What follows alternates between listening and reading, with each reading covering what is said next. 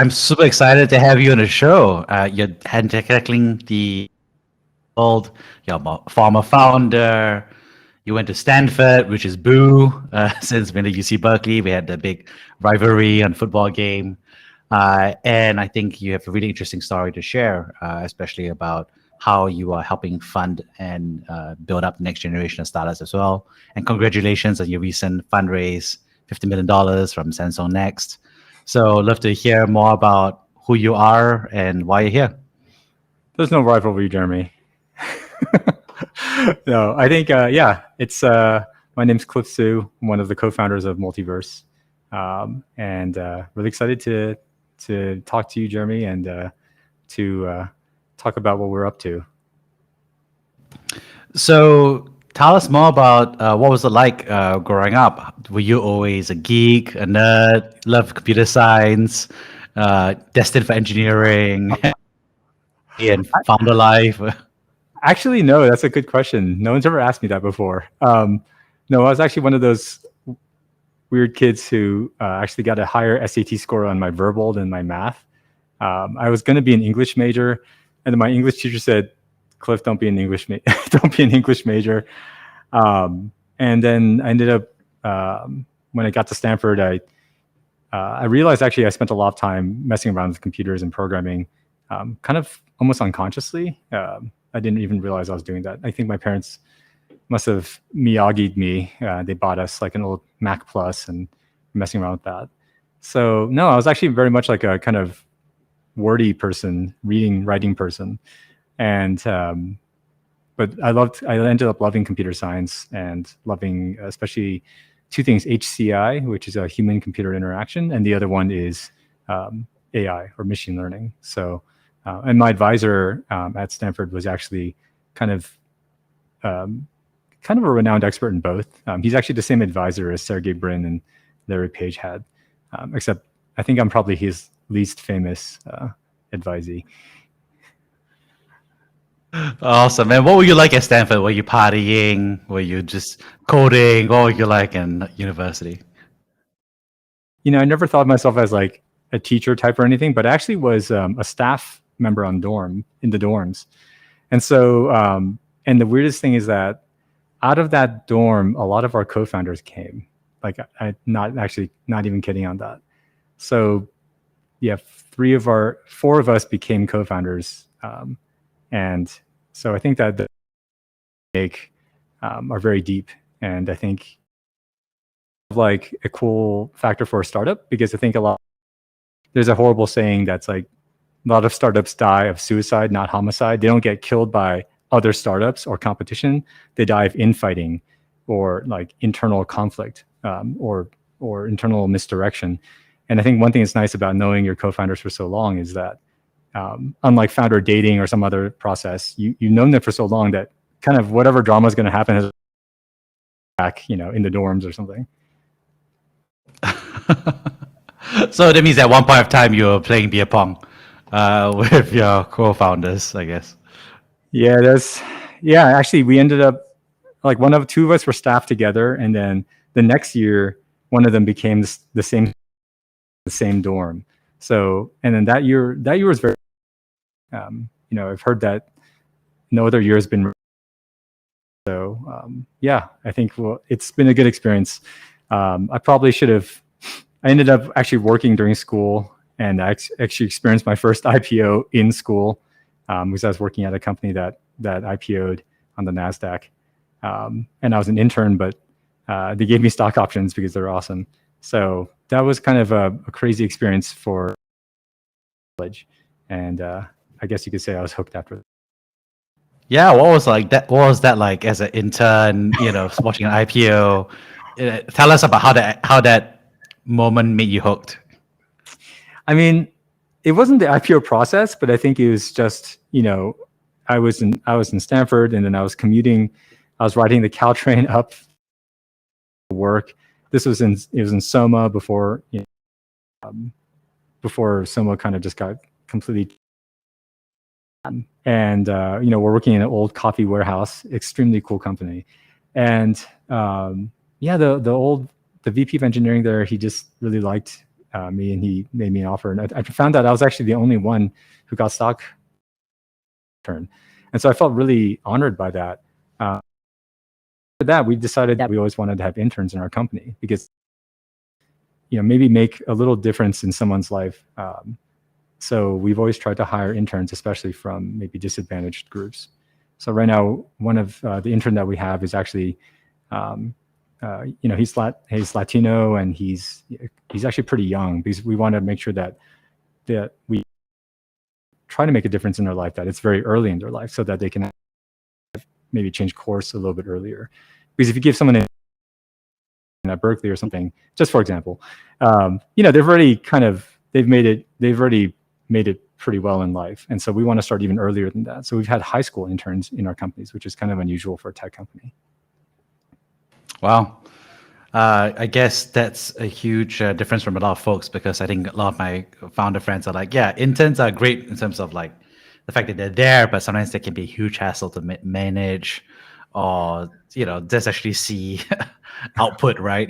Because things can go wrong, right? Anyway, but yeah, sometimes there are good ones as well. They don't output anything. Let's be honest. Like, we can't expect them to do any like amazing work, but I think it's more giving back into what you can. I mean, I think once in a while they surprise you with something they can do, but when you give an internship to a high school student, the best you can hope for is that you can make an impression in their life that's positive. Oh, that's really sweet of you, to be honest. Sweeter than most co-founders I know. And there you are, and you get hooked, and then you decide to work at big companies as a result. Well, not really, actually, because you worked at Merrill Lynch and IBM. So what was that like? Yeah. I just have this kind of philosophy that I feel like I wanted to learn what it's like to work at a big company before I went to do a startup. I think Merrill was awesome. I mean, working in Manhattan, and just learning about how that side of the world works was super interesting. I did study, I minored in econ, so it was something that I was thinking about maybe doing. And they had great plans for me. They're like, oh yeah, we can take over this whole part of. They wanted me to go to Brazil for some reason, I think, at the time. It was pretty wild and interesting. Walking across Manhattan every day to go to work. It was just a unique experience. And then I worked at IBM, working in the machine learning team for voice recognition. And I think that's when I realized, like, wow, these companies have a ton of resources. And then the second thing was, wow, they have a lot of red tape, a lot of overhead. And that's, I think, when I started realizing that one of the biggest, or maybe one of the only advantages a startup has is speed of execution, speed and just kind of clarity of vision.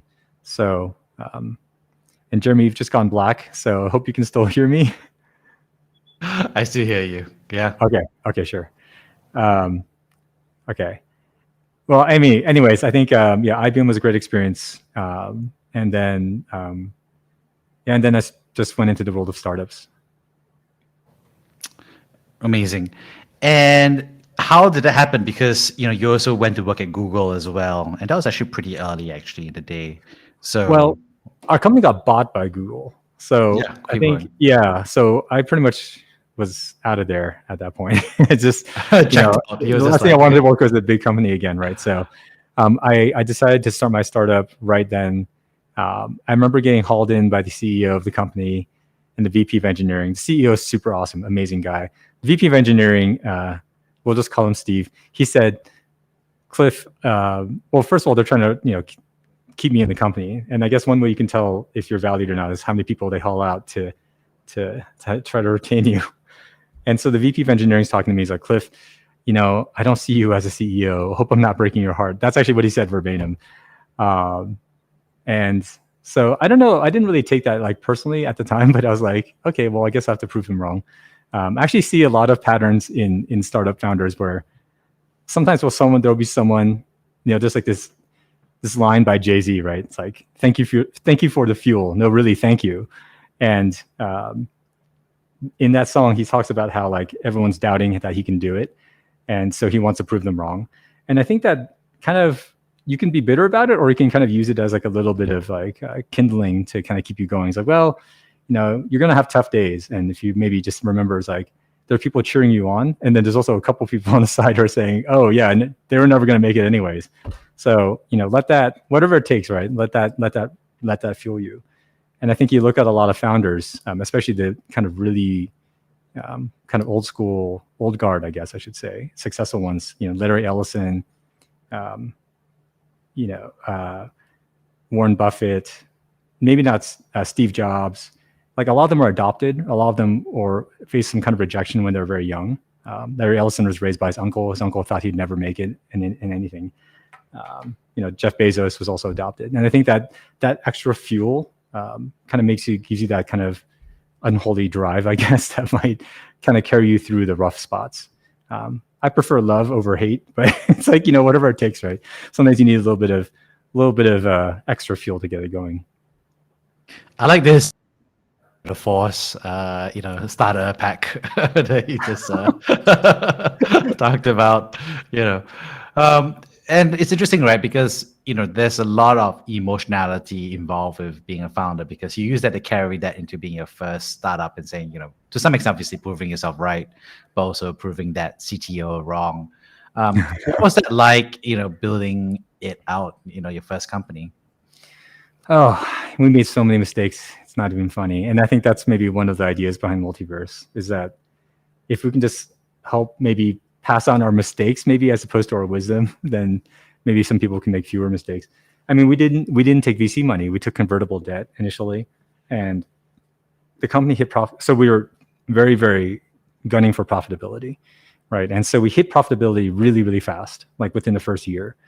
But the problem, I think, is when you hit profitability so early, especially in a small company, you end up realizing like you might actually end up capping your own growth. Like if we had taken VC money instead and just like put a rocket engine on the back of it and kept growing it out. I'm not saying like 60 million uniques a month is low, but I mean, clearly we're onto something. So, maybe we should have taken that road. So there's a lot of kind of ways that you can, I think, skin a cat, and I think that one was one of them.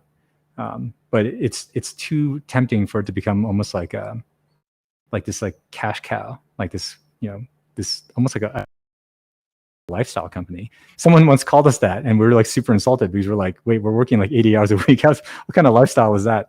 But the reality is that when you have a company that's turning out, cranking out profit, like per person is like a huge amount. It's very tempting to kind of just milk that, as opposed to figuring out how to take it to the next level. So I think that's something that we've learned from those past kind of decisions. That's really interesting, right? Because that's a classic point and rebuttal, which is like, yeah, you should raise VC funding, and everyone's like, no, we should bootstrap, and then people are like, we should bootstrap, no, you should raise VC funding. So tell us more about the trade-offs you think for that dynamic on reflection. Well, we bootstrapped it. So it was kind of funny because I was making like under $40,000 a year that year, which is kind of a little rough in the Bay Area. I remember my banker actually asked me, he's like, how are you paying your mortgage?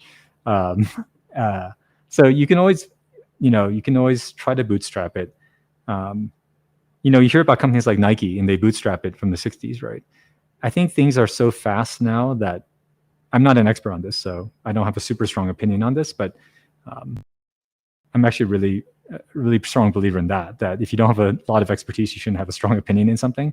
But what I do know is from our data point, bootstrapping, if competition in your space, maybe that can work. But if there is going to be people on your tail, which I cannot really imagine any business that is going to be high growth, it's very hard to do it without fuel. And VCs also bring a lot more than just fuel. They bring wisdom and experience. And VCs are people, right? There's good ones and bad ones. So, but I think same with founders. And I think if you find the right match for you, it's probably a lot faster and more efficient to not try to bootstrap it, because you're going to, when you bootstrap, like, for example, we didn't do cloud hosting for a long time because it was too expensive. Like we had so much traffic, we're doing like billions of page views, right? So it's like, we calculate if we did Amazon, it's like hundreds of thousands of dollars per month. we couldn't do cloud hosting because of that. And so because of that, we ended up spending more time managing servers. And because of that, we spent less time coding and building it. So it's like these trade-offs are quite expensive. And I don't know if you should make a decision just to avoid taking VC money. It can be quite expensive. Yeah, it can actually kill the company. But in our case, we got lucky. Well, yeah, we got lucky. I do think. But it's a really, really tough trade-off. If you were to boil down to it, is in what scenarios would it be better to bootstrap versus in what scenarios would it be better to do VC funding? And I think you mentioned one of them, which is right, which is that if you have less competition, you have time to bootstrap. If you have more competition, you have to move faster. Any other scenarios or things that will push you to recommend one over the other, since you've experienced both sides of it? Well, this goes back to my not having a strong opinion about something I'm not an expert on. Like, so I think a VC has probably seen this hundreds or thousands of times. I've seen it. I've lived it a couple times. So I don't have a super strong thesis on this, but my theory is like, so I remember hearing about a guy who like, you know, he's like posting on Reddit or something. He's driving a Lambo, right? People are like, how'd you get a Lambo? And he said, oh, I make software. It's like, what for? I make software for waste control for like sewage treatment plants. And, you know, it cranks out a ton of cash, so I buy a Lambo. And I hope this doesn't get misquoted as in I do not drive a Lambo. So this guy on Reddit, he drives a Lambo because he makes software for waste management for like sewage treatment plants. I feel like for that one, maybe you can bootstrap it because I just don't see a ton of competition coming in that's going to like undercut you or outpace you. And I think that would be probably my main guidance. I guess the other one would be, is it a capital intensive company? You know, is it going to take a lot of cash to build? If you're just making software for waste treatment plants, probably not. If you're going to make like, you know, rocket engines, it's probably pretty cash intensive. Or if you're like that really cool Joby aerospace company, which is kind of built in my former backyard, you know, that's a pretty expensive. You know, if you're going to make VTOL electric aircraft, you probably need some serious funding, some serious backing. I would say that was a pitch perfect. I would say set yardsticks. I would say to push you one way or the other, right? Which is described as one is, you know, competitive intensity. The second one is the size of the niche, and the third is the capital intensity of what you intend to build. So I think that's all great. And so there you are. To say, you know what, I'm going to wrap this up, right? Even though it's kind of like on that steady path, profitability, etc. What was that like? Did you feel yourself getting more tired or bored, or what was it that said like, okay, instead of like keeping going or figuring out how to unlock this to the next stage, you're like, okay, I'm going to do something new? That's a good question. Actually, this is really stupid, but so I've done 3 startups. And one of them is in stealth right now, so I can't talk about that one, but that one's quite special. And so I have this kind of obsession with like not ever failing. So we actually have pretty big plans for Fanpop also, but it's going to come after Multiverse, just because Multiverse is kind of, I think it's what we need, what the world needs now, right? Especially focused on developing countries, especially focusing on people who are unable to access capital, you know, especially in these areas that are really hit by the pandemic, really hit by government instability. Yeah, it's probably maybe a weak point of mine, which is like, some people say it's like, oh, it's better to like just sell a company and just so you can move on. And we actually had a lot of offers to buy, to sell Fanpop. One of them was from some, you know, a really, really big media company. It starts with T. Another one was from another online company. Another was from a conglomerate. So what we ended up doing is I wanted to take care of our investors. So we had the convertible debt, remember I told you about. So the first thing I did was, you know, we're spinning off all this cash. So I was like, let's get the investors like their returns so that they can enjoy something, and they supported us all this way, right? It's only right. So that's the first thing I did. And then after that, hired a team of people to help run it. And I think what we're going to probably do in the future is to give some people a stake in the company to help grow into the next level. And to me, the very obvious way to next level it is actually going to, of course, involve blockchain. So stay tuned. There'll be more.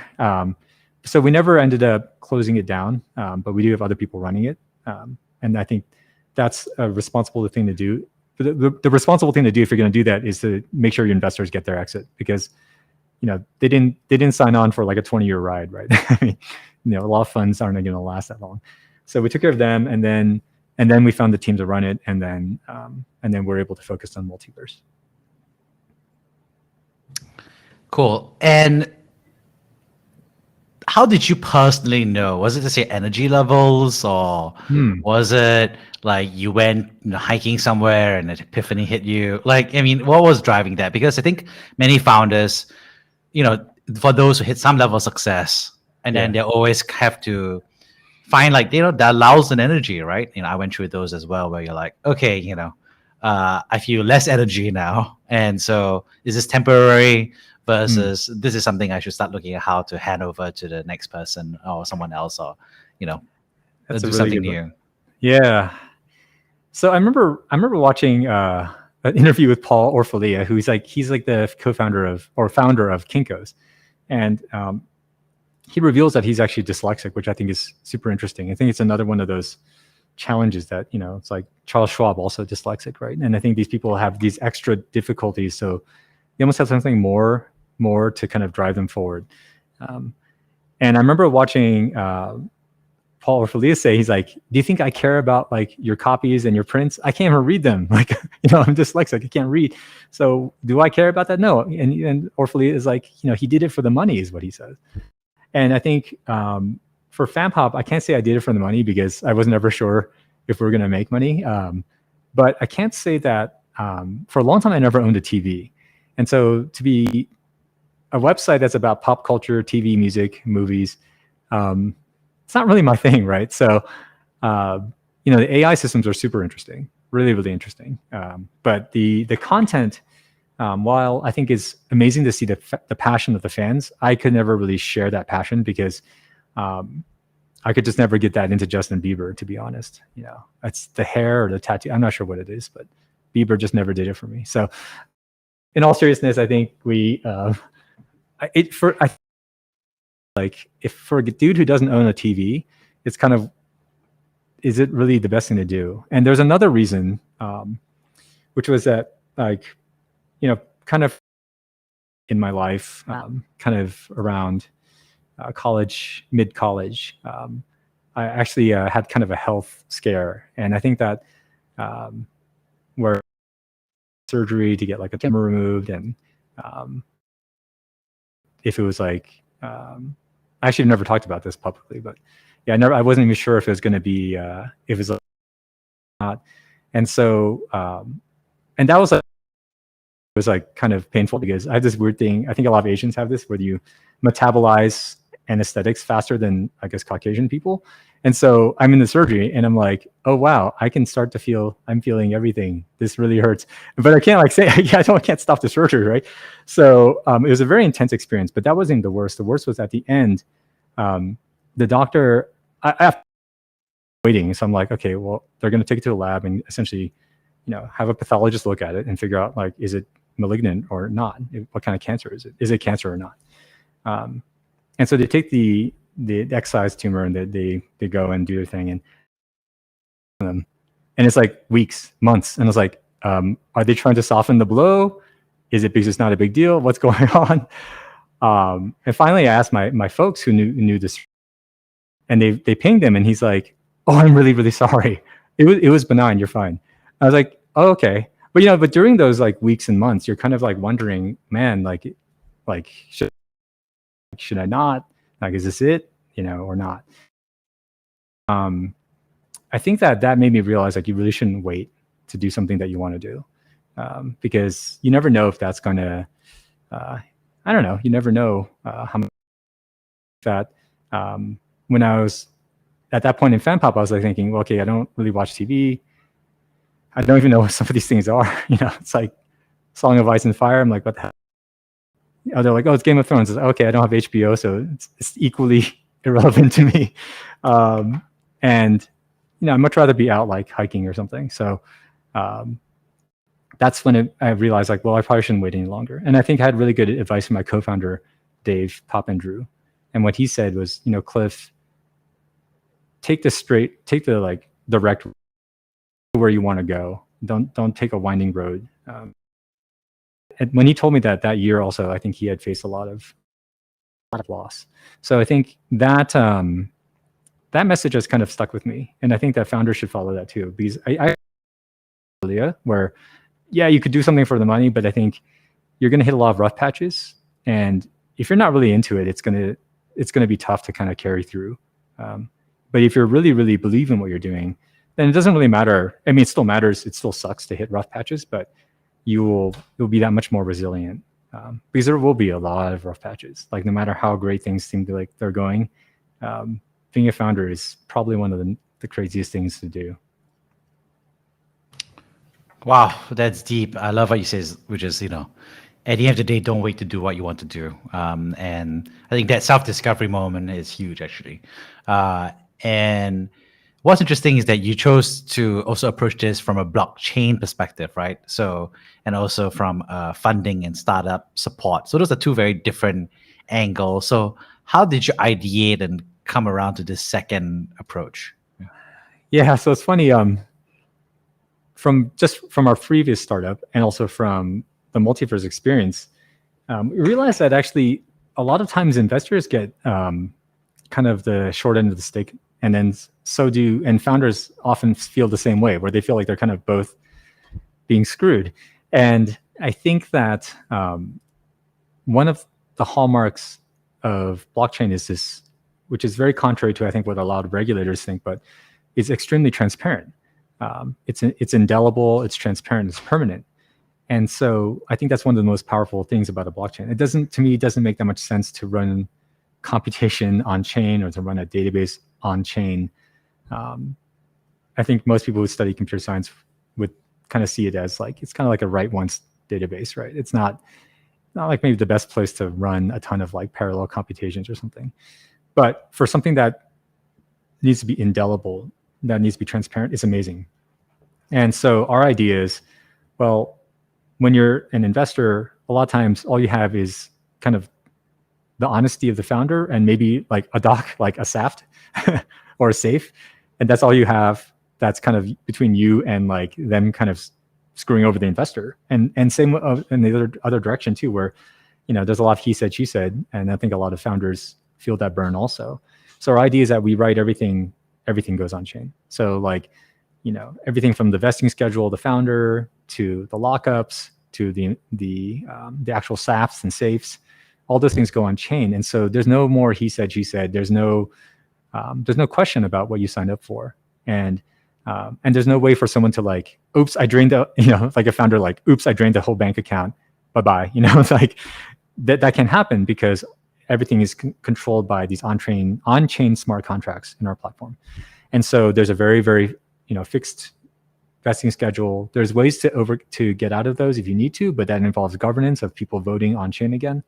So I think all of those things provide this transparency that is so essential for people to make startups in like a safe way. And as far as we know, I think, it's a fairly unique approach, especially given that we allow this to work for startups, for nonprofits, for essentially any organization that's doing this kind of contractual agreement between a funder and a builder.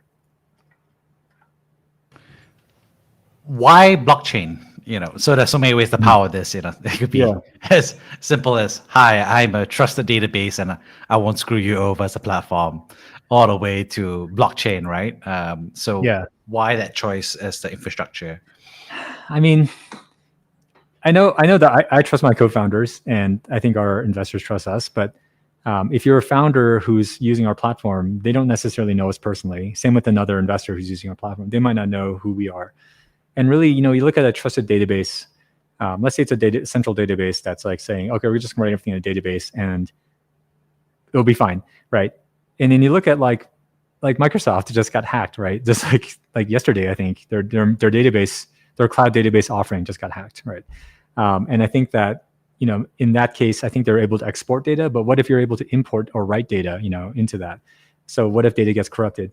And then I think an even bigger risk is the human factor, which is, okay, like, you know, maybe like in the company, everyone is great, no one's ever going to mess anything up, but you never know. As a company keeps growing, you have more and more linkages, more and more people coming in and out.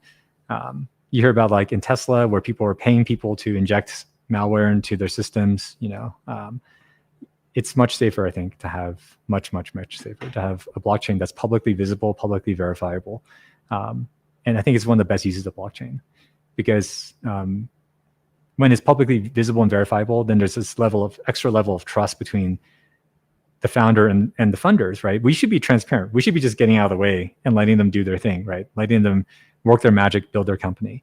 And if they have to worry about our database security, or they have to worry about, is someone in the back going to flip a bit so that the vesting schedule goes from, you know, 6 years to 6 months, like that's something that no founder needs to worry about in our system. And what's interesting about this is that you're making a set of decisions going from point A to point B, which is, you know, saying, I'm going to help these people get to the next stage. You're going to be handling these records via a blockchain approach. Is it, and, you know, a lot of, you know, folks that I know are kind of confused, right? Because they're like, well, everyone's using the word blockchain, you know, and then crypto's hot, crypto's not hot, you know, so it's very confusing. And so from their perspective is, how do you know whether a blockchain startup is legit or not legit? You know, because, you know, there's quite a lot of apples we know running around as well. So how do we go about doing that and thinking about it from an employee or joiner perspective? Yeah. I think if that's a kind of like the $1 million question, I think the easiest way to tell is just look at who's backing them. Like, if you know, like if the funds that are backing them are ones that, because they can do a lot of due diligence, right? These are professional investors, they're VCs, they're funds. They've seen like that hundred of good and bad from every scam, top quality company or project.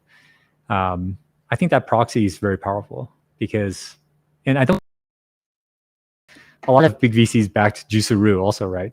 But I heard the juice is delicious, by the way. But, you know, despite that, $450 for a juice machine is a bit, maybe they didn't do a ton of market research. I think that despite the Juiceroos of the world, that filter is very, very powerful. And there's no reason not to kind of leverage the expertise of those professionals. I don't know about, I've heard of other ones where they're like, oh, they look at their source code or something. There's very, very few people who I think are qualified to evaluate source code, like for quality and for even verifying that it's not just copied from somewhere else. A little bit. I remember at Stanford, they actually have code to like, students' code was like somehow a copy of someone else.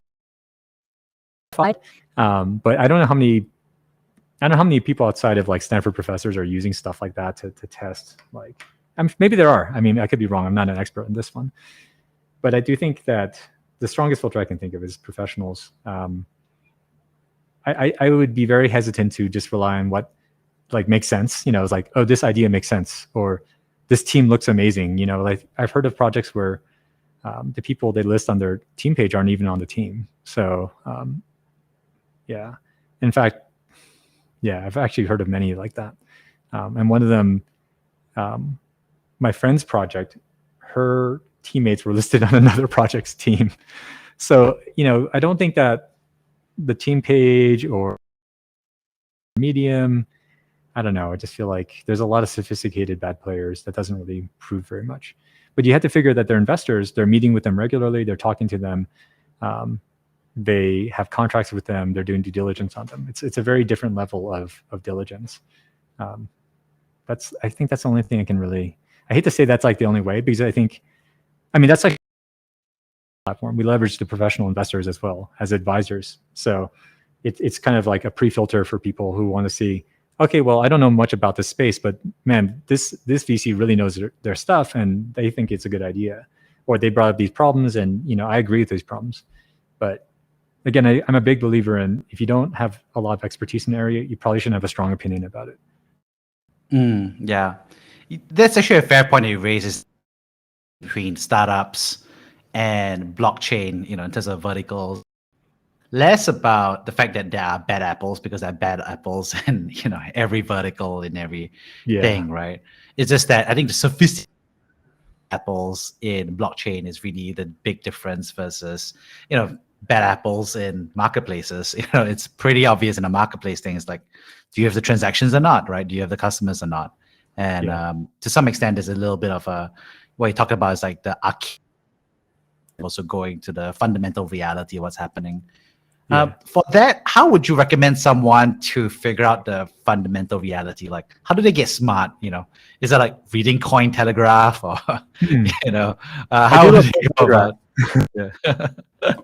How does someone get smart? And figure out the let's say they I guess a lot of early stage startups are pretty early, right? So they may not yet have the legit investors coming in, so they're trying to join a team early. So how do they go about understanding the fundamental? Like, not necessarily the code, but the fundamental business of what they're trying to build. Any books, resources, approaches to get smart quick? Yeah. Oh man, I could just list the mistakes that we've made. I guess that's the best way. I mean, I think. Oh man, I don't know. Definitely, I think you have to be careful who you listen to. So I'm actually a big fan of Ray Dalio's Principles book. And he defines as like, someone who's believable is someone who's done something successfully 3 times at least. So I think, and I kind of agree with that, right? You hear like about, like they've had one successful startup, and then they think that they now can, see the future of the universe. And I think that it's probably not. It's not a whole lot of data points, right? It's like they hit it once. That's great. Maybe they were lucky, maybe not. And so I think that when you do try to get expertise from someone, make sure you've been successful in understanding the space, investing in the space, or understanding companies at least a couple times. Not just like, oh, I was super early, I was super early in Cardano, and so therefore I'm a super expert, or I was part of the, I think Vitalik actually joked about this. He's like, oh yeah, it's like the people who bought like Apple stock in the 1980s, like now they think that they like can predict the future, the entire future of humanity. It's hitting it lucky once doesn't really give you expertise, I think. So I would look at the true experts in the space.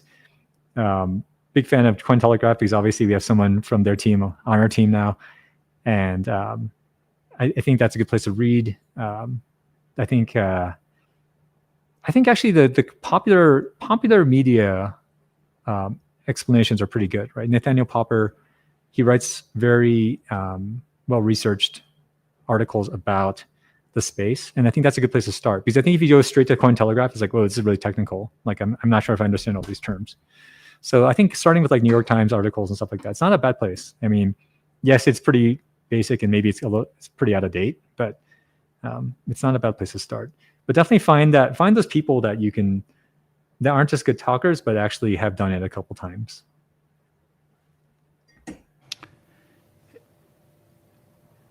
How do you think are some of the myths and misconceptions about blockchain? Oh wow, so many. Well, there's people who are like security maximalists, and then there's people who, actually that's way too deep. Maybe we should go more common myths. Let's go to security maximalists. Steph, let's drop the knowledge. We can always talk about this. I mean, so maximalists, I think there's quite a few people on the Ethereum team who are maximalists, and I definitely understand what they're trying to say. And then there's kind of the flip side of people like, famous rocket company founders and stuff who will say like, oh, why don't we just like 10x the block size? And I think I don't want to say anything too bad. I think that the more accurate assessment is probably somewhere in the middle, but you probably can't going maximalist is probably not as risky as going fast and loose like famous Twitter people. 10xing things just so you can fit more stuff into the blocks, without taking into account like how long is it going to take and how many people can participate in that network, right? I think those are the things that people forget. Like you end up with a non-distributed network because only people with super fast connections can actually run a node. So, but that's like, I mean, I think the biggest myth is that I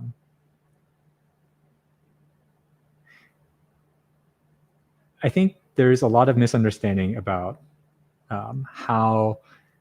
what blockchains can be good for and what they're not necessarily good for. And I remember like in 2017, 2018, there was a lot of like kind of just run everything on blockchain.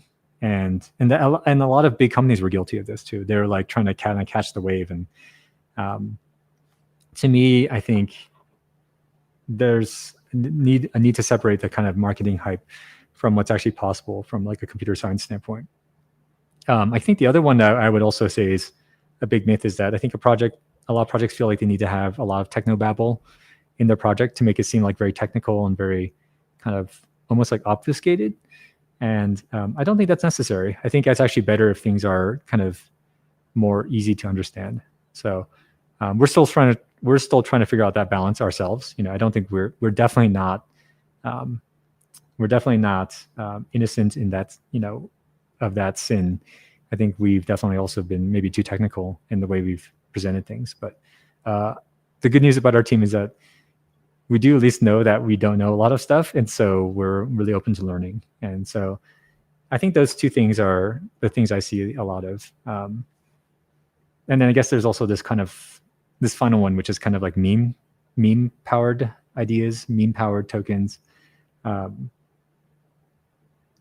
have to see where they end up, but I think we've already seen kind of how things go. Like they're not because they're not powered by something that's kind of fundamental, they don't tend to last. I think if Ethereum was just all memes, like I don't think it would be where it is today. So, yeah. What's interesting is that you touched on a whole bunch of different myths, and that reminded me of another point of view from a friend that I'd love to get your point of view on. And I think the way that she articulated it was, at one level, there's all this stuff that's about infrastructure, right? So building infrastructure for what's the value that can be created, and so that's there. Yeah. And then there's stuff that has economic value, which we're trying to figure out, which is, can this be done on a blockchain, or is this better or 10x better because on a blockchain? And people are figuring that out, which is fair. And then there's a big chunk, which is there's no economic value, so everyone's kind of scratching their head a little bit, right? Yeah. And so that's how she articulated a box, and I kind of laughed a little bit because that's like the outside in box. Very much like let 1,000 flowers bloom, right? Like let everybody figure out all that stuff. And I think one of the tricky parts is that there's also a huge amount of like fun, because a lot of the cash flow for blockchain is coming internally from the blockchain ecosystem, which doesn't respect, frankly, the traditional gatekeepers of capital, like you said, VC and legit people. And so these people who are gatekeepers, new gatekeepers or new nodes of legitimacy and signal, are also kind of like different or less clear from other people's perspective. So how would you think about that?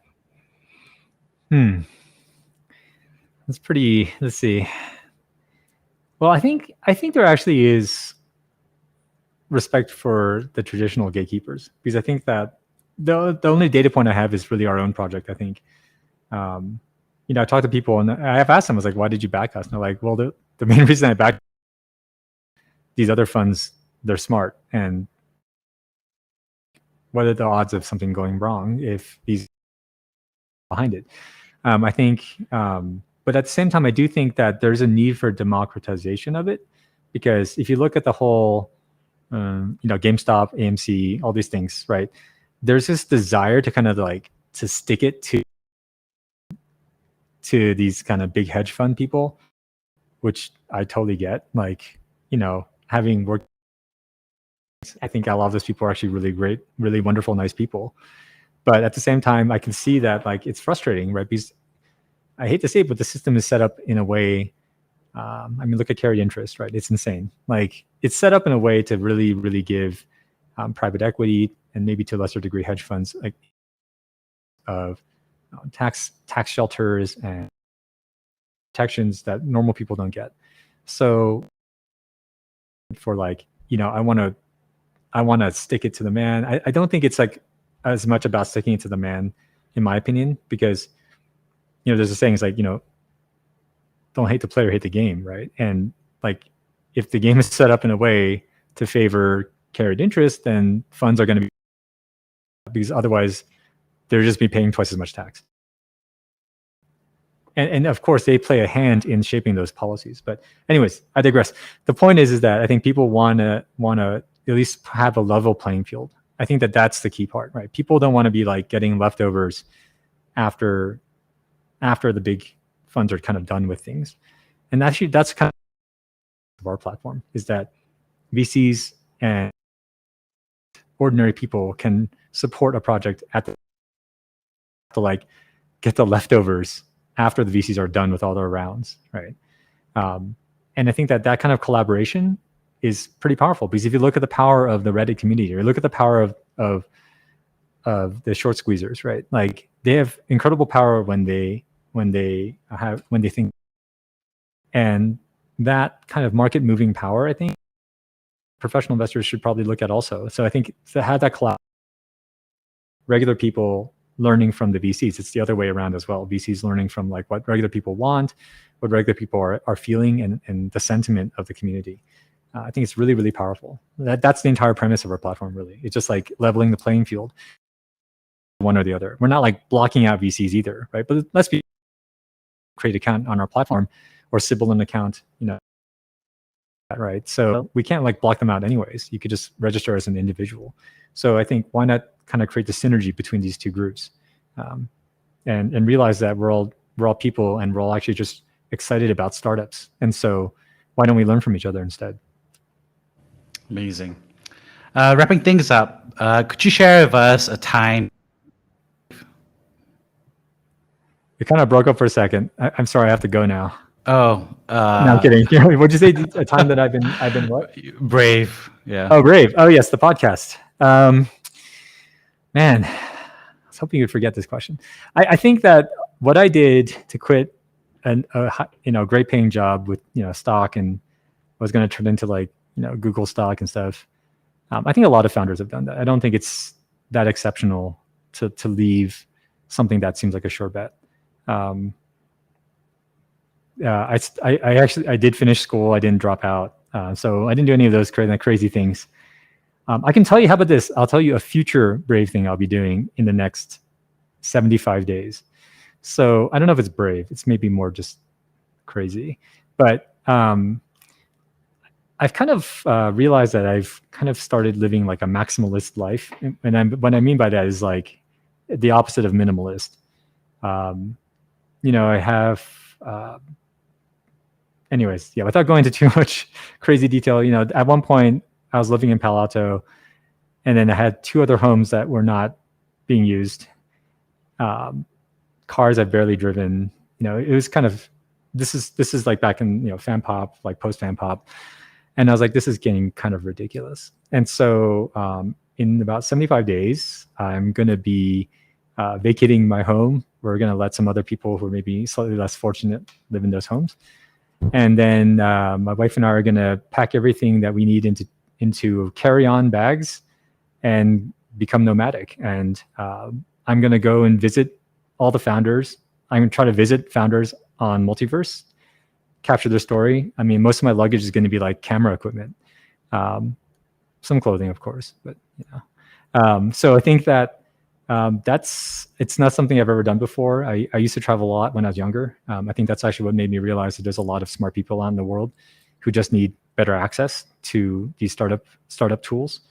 So yeah, that's what I'm doing soon. And we're going to start and we're going to do it in the middle of a raging pandemic, which I heard is, either a great time to travel or completely insane. So yeah, next time you'll see me, I'll probably be, maybe in Southeast Asia or something like that, and interviewing some cool founder who's trying to change the world. Awesome. Well, thank you so much, Cliff, for sharing all of that. I'd love to Sure. wrap things up by sharing Yeah. the three big takeaways I got from this. The first are that very frank, professional and personal view on bootstrapping versus VC. I think that was a strong set of articulation around Thanks. the fact that you were successful in bootstrapping it, and also you felt trapped by that success versus what could have been in terms of pushing harder and faster for more growth, especially with such a strong set of foundations. And I think that's the to some extent the dark side of bootstrapping, which is a super advanced form of having a good business. So most people never get to see that side. I think it's interesting to just share that so that people are aware. And it's also interesting that you're building this new startup that is using venture capital to go for the next stage. And we talk a little bit about some of the legit, signals and some level of authority and legitimacy in the space as well. The second, of course, is thanks for sharing about blockchain myths. I had a great discussion about how you got into it and why you're building the Multiverse.ai in terms of helping other founders with a blockchain approach. I also enjoyed, I think, a little bit of a conversation about how to differentiate between good blockchain teams versus sophisticated bad players. I don't think we really got into enough detail there because it's hard for everybody, even for sophisticated folks, to understand.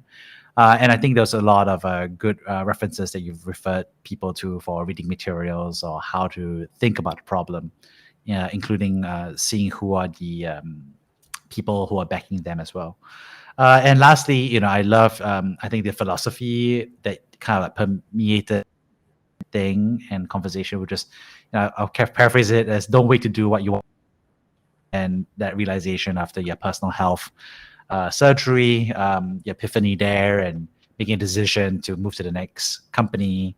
But also, how you just articulated that in a different way about your story about bravery, about not just leaving to build a company and using some of the dark side of the force to power you. But also more recently in the next 75 days about, hey, don't wait to do what you want to do, which is to travel and live a simpler life based on experiences. So thank you so much, Cliff, for sharing everything with us. Yeah, thank you. Thanks for doing this podcast.